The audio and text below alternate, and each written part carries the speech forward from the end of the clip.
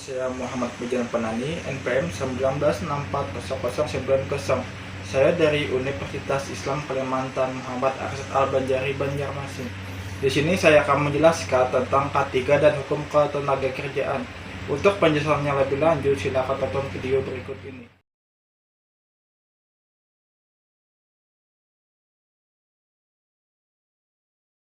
SEFTY Talk dan APDK 3. Apa itu keselamatan konstruksi? Keselamatan konstruksi adalah kegiatan yang dilakukan untuk melindungi pekerja dan orang-orang yang ada di tempat kerja, masyarakat, peralatan dan mesin, serta lingkungan agar terhindar dari kecelakaan. Sistem kesehatan dan keselamatan kerja, K3, dan kontraktor adalah pihak penting yang berperan dalam masalah keselamatan konstruksi. 1. Menurut OHSAS 18001/1999, keselamatan adalah bebas dari resiko buruk yang tak dapat diterima. Konstruksi merupakan suatu kegiatan membangun sarana maupun prasarana. Dalam sebuah bidang arsitektur atau teknik sipil, sebuah konstruksi juga dikenal sebagai bangunan atau satuan infrastruktur pada sebuah area atau pada beberapa area. Walaupun kegiatan konstruksi dikenal sebagai satu pekerjaan, tetapi dalam kenyataannya konstruksi merupakan satuan kegiatan yang terdiri dari beberapa pekerjaan lain yang berbeda. 2. Kecelakaan menurut OHSAS 18001/1999 adalah kejadian yang tak diharapkan yang dapat menimbulkan kematian, sakit luka, kerusakan dan kerugian lainnya. Kecelakaan ini akan sangat merugikan jika terjadi. Selanjutnya menurut Heinrich 1980 kecelakaan merupakan suatu kejadian yang merupakan kebetulan, tidak direncanakan dan tidak diharapkan di mana terjadi aksi dan reaksi antara objek, bahan, atau material dengan manusia sehingga menimbulkan cedera. Di negara kita ini kecelakaan konstruksi pada pembangunan gedung masih sangat banyak terjadi.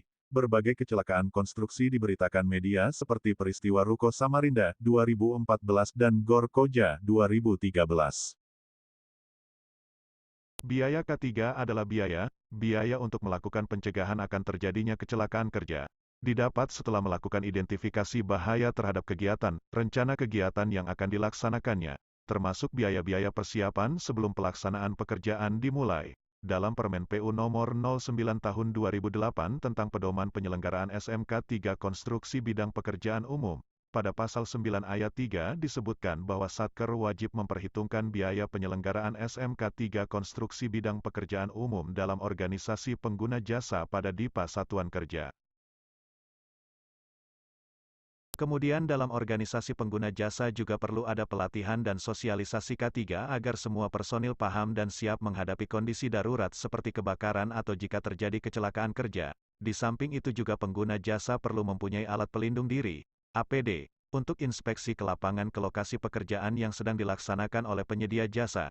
Jadi paling sedikit pengguna jasa perlu menyediakan biaya untuk pengadaan ahli K3 dan atau petugas K3 pelatihan K3 dan sarananya, pelatihan evakuasi, pelatihan pemadaman kebakaran, pelatihan P3K, sosialisasi K3, alat pelindung diri, helm, sepatu safety, sarung tangan, ear. Kontraktor selain menghitung biaya K3 untuk saat persiapan pelaksanaan pekerjaan, juga harus dapat menghitung biaya K3 paket kegiatan yang akan dilaksanakannya dengan cara melakukan identifikasi bahaya, menetapkan tingkat risiko K3, dan rencana pengendalian K3 yang akan dilaksanakannya. Rencana pengendalian K3 inilah yang merupakan biaya K3, kegiatan, biaya K3 tersebut.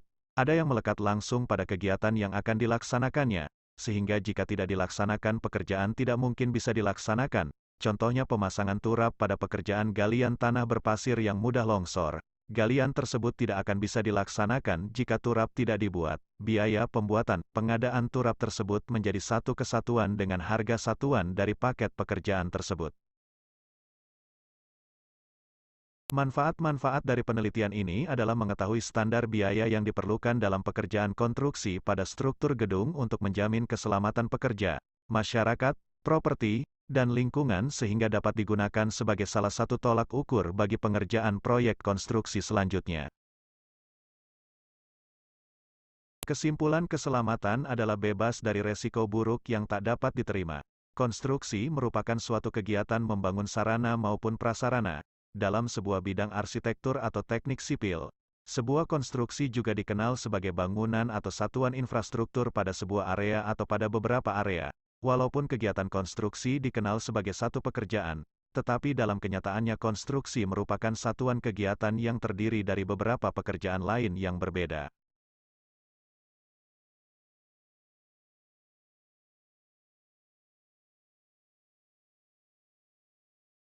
Ya, penjelasan dari saya. Wassalamualaikum warahmatullahi wabarakatuh. Terima kasih.